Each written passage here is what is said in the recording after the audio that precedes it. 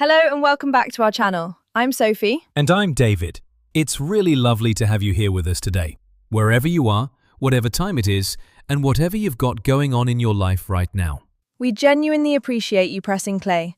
And before we get into today's conversation, which is one I think a lot of people really need right now, just a gentle ask from us. If you're finding these episodes useful, please do subscribe. It's completely free and it means we can keep making content like this for you. And if today's conversation resonates, a like and a comment below would mean the world to us. Tell us your thoughts. We read everything. And if someone in your life is learning English and would enjoy a natural, meaningful conversation to practice with, please do share this with them. It's such a simple act of kindness. Right, let's get into it. Sophie, I want to start with a question. When was the last time you sat down to do something? Something that required genuine concentration and actually did it. Without checking your phone, without your mind drifting off, without suddenly finding yourself doing something completely different from what you'd intended. Honestly, it's been a while. I sat down to write something last Tuesday, something I actually care about. And within about 8 minutes, I'd opened 3 browser tabs, made an unnecessary cup of tea, reorganized my desk drawer, and somehow ended up reading about the history of the pencil. The history of the pencil. Fascinating, as it turns out, but not what I needed to be doing. That is such a perfect description of what so many of us experience constantly. That feeling of sitting down with every intention of being productive and then watching your own attention scatter like dropped marbles, rolling off in every possible direction simultaneously. And the troubling thing is that it's getting worse. I genuinely feel like my ability to concentrate for extended periods has deteriorated over the past several years. And when I talk to friends and colleagues about it, almost everyone says the same thing. Which brings us to today's topic. How to actually boost your focus. Not vague advice like, just concentrate harder or put your phone in another room. But a real, deep, honest look at why focus has become so difficult for so many people. What's actually happening in the brain when we lose it, and what the evidence suggests we can genuinely do to get it back. Because I think focus might be one of the most valuable skills a person can cultivate in the modern world. And most of us are losing it, without fully realizing what we're losing. Let's start at the beginning. Why is focus so difficult? Because human beings clearly have the capacity for extraordinary concentration. History is full of people who produced vast bodies of work, who built extraordinary things, who thought deeply and for sustained periods. So it's not that we're incapable of it. Something has changed. Several things have changed, actually. And I want to look at each of them honestly. The first and most obvious is the attention economy. That's the term used to describe the system in which technology companies compete for our attention as their primary business model. Your attention, the hours of your life you spend looking at a screen, is the product being bought and sold. And because attention is the product, an enormous amount of intellectual and financial resource has gone into making digital platforms as attention-capturing as possible. Notifications, infinite scroll, algorithmic content selection, variable reward schedules, all of it engineered to interrupt you, pull you back, and keep you engaged. Which means that every time you sit down to focus on something, you are competing against systems designed by some of the most sophisticated engineers in the world, whose entire objective is to prevent you from doing exactly that. When you frame it that way, it's almost remarkable that any of us manage to concentrate on anything at all. It really is. And the second factor, which I think is less discussed but equally important, is that we've gradually lost the habit of boredom. And boredom, it turns out, is extraordinarily important for the brain.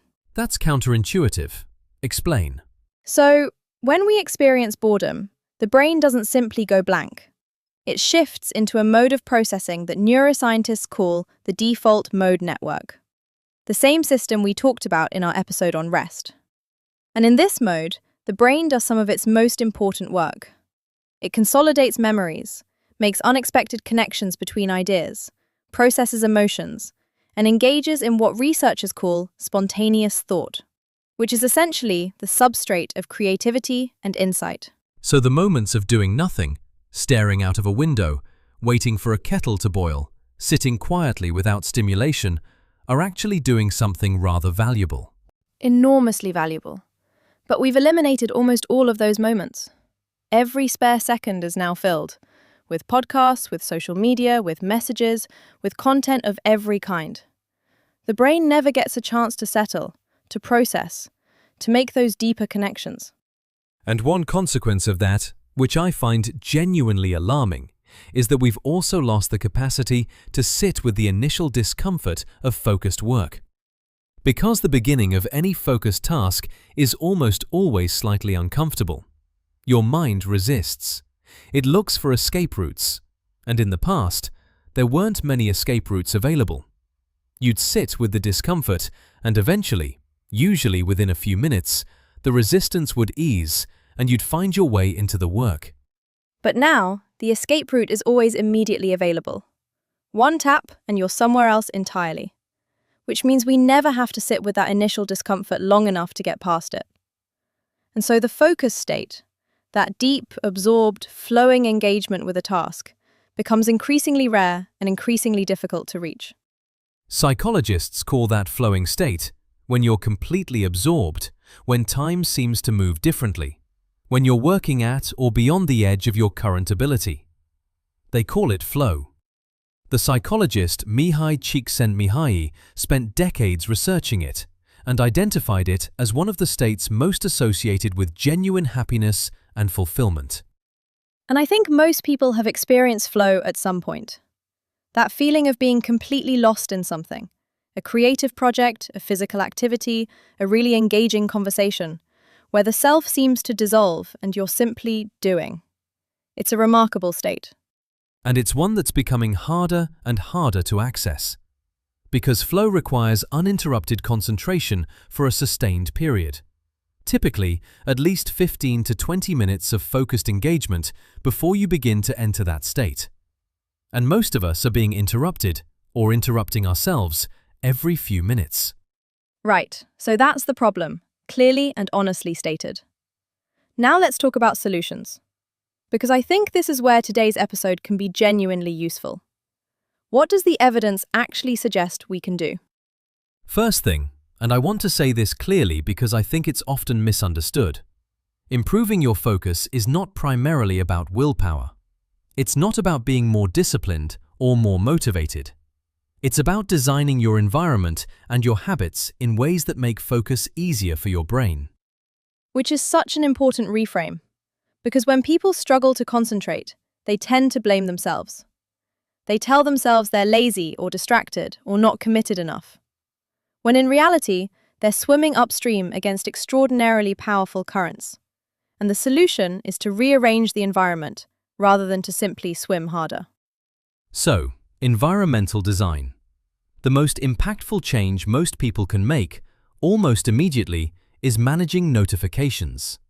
Research from the University of California found that after a digital interruption, it takes an average of 23 minutes to return to the original task with full concentration. 23 minutes. For a single notification. Which means that if you're receiving notifications every 10 or 15 minutes throughout the day, which most of us are, you are never, in any meaningful sense, reaching full concentration. You're perpetually in a state of partial attention. The solution is simple, though not easy to actually do. Turn off all non-essential notifications. All of them. Not just silence them. Turn off the badges, the banners, the little red numbers on the app icons. Because research shows that even seeing a notification, even without responding to it, causes a measurable disruption to concentration. And designate specific times to check messages and emails. Rather than having your attention available to anyone who wants it at any moment, which is essentially what leaving notifications on means, you check on your schedule, twice a day perhaps, or 3 times, but not constantly. The second strategy, and this one has the most robust research base behind it, is protecting blocks of time specifically for focused work. The neuroscientist Andrew Huberman, among others, has written extensively about this. The brain's capacity for focused attention tends to be highest in a window of roughly 1 to 3 hours after waking, before the adenosine, the brain chemical associated with sleepiness, has built up significantly. And that window is when cognitively demanding tasks are best undertaken. So using your morning, those first hours after you wake, for your most important, most demanding, most focus-dependent work, before the day's interruptions and demands accumulate, is one of the most evidence-backed productivity strategies there is. And protecting that time means not checking your phone first thing, not scrolling through news, not immediately plunging into messages and emails, giving your brain the opportunity to warm up into focused work, rather than immediately fragmenting its attention across 20 different things. Which I know sounds almost radical in the context of how most people begin their days. It does. And I won't pretend I manage it every day. But on the days when I do, when I spend the first hour or two of the morning working on something that genuinely matters before I've looked at my phone, the quality of my work and the quality of my day is noticeably, measurably different. Third strategy, training your attention deliberately. Because attention is not a fixed quantity. It is genuinely trainable. Like a muscle, it responds to exercise. And the most well-evidenced form of attention training is mindfulness meditation. Specifically the practice of returning a wandering mind to a chosen point of focus, repeatedly and without judgment. And I want to address the eye rolls that some people might be having right now. Because I know mindfulness has become something of a cultural cliché. Spa weekends and wellness apps and scented candles. But the research behind attentional training is serious and substantial and has nothing to do with any of that. The mechanism is straightforward. When you meditate, even very simply, just sitting quietly and focusing on your breathing, your mind will wander, inevitably. That's not failure, that's the practice. The practice is noticing that your mind has wandered and gently returning it to the breath, over and over again. And each of those moments of noticing and returning is essentially a repetition, a mental push-up, strengthening the neural circuits associated with attentional control. Studies with long-term meditators, people who have practiced consistently for years, show measurably different patterns of brain activity in regions associated with attention and executive function compared to non-meditators. The brain genuinely changes. And you don't need to meditate for hours a day to see benefits. Research suggests even 10 to 15 minutes of daily practice, maintained consistently over weeks and months, produces measurable improvements in sustained attention. Fourth thing, and this one surprises people, sleep. Specifically, protecting your sleep with the same seriousness with which you'd protect any other essential resource. Because sleep deprivation is perhaps the single most devastating thing you can do to your ability to focus. Even relatively mild sleep deprivation, 6 hours rather than 8, say, produces cognitive impairments equivalent to being legally drunk in some studies. And yet we live in a culture that actively glorifies insufficient sleep. Staying up late is productive. Getting by on 5 hours is efficient. Early mornings are admirable. All of these cultural messages are directly contradicted by the neuroscience. The brain does extraordinary work during sleep. It clears metabolic waste products that accumulate during waking hours, including amyloid plaques associated with cognitive decline. It consolidates memories and learning. It restores the prefrontal cortex, the part of the brain most responsible for sustained attention, decision-making, and impulse control, to full function. And when that restoration doesn't happen sufficiently, when you're chronically underslept, the prefrontal cortex underperforms. Focus becomes genuinely neurologically difficult, not a matter of willpower, a matter of biology. So protecting 7 to 9 hours of sleep, maintaining a consistent sleep schedule, creating a wind-down routine, keeping the bedroom cool and dark, avoiding screens in the hour before bed. These are not luxuries. They are foundations of cognitive function. Fifth, and finally, movement. Because the relationship between physical exercise and cognitive function, including sustained attention, is one of the most replicated findings in all of neuroscience. Aerobic exercise, the kind that gets your heart rate up, triggers the release of a protein called BDNF, brain-derived neurotrophic factor, sometimes described as fertilizer for the brain. It promotes the growth of new neurons and the strengthening of existing neural connections, particularly in the hippocampus, a region central to memory and learning, and in the prefrontal cortex. And the benefits for focus specifically are both immediate and long-term. A single bout of moderate aerobic exercise, even a 20-minute brisk walk, has been shown to improve sustained attention for several hours afterwards. And regular exercise over weeks and months produces lasting structural changes in the brain that support attentional function. Which means that going for a walk before a period of focused work is not procrastination. It's preparation. You're literally priming your brain for the task ahead. I love that reframe. Not procrastination, preparation. Right. Before we wrap up, I want to say something directly to anyone listening who feels genuinely frustrated with their ability to focus, who feels like their mind is constantly scattered, constantly restless, constantly seeking the next thing. Please go ahead, because I think this matters enormously. You are not broken. You are not weak. You are not uniquely deficient in some essential quality of character. You are a human being whose brain has been subjected to an unprecedented barrage of attention-capturing stimuli and whose habits have gradually adapted in response. That is not a moral failure. It is a predictable response to an extraordinary environment. And the capacity for deep focus, for that absorbed, flowing, fully present engagement with what matters, is still in you. It hasn't gone. It's been crowded out. And it can be reclaimed, with patience, with intention, and with the kind of compassion for yourself that any genuine change requires. One small step at a time. Turn off a notification. Protect 1 hour.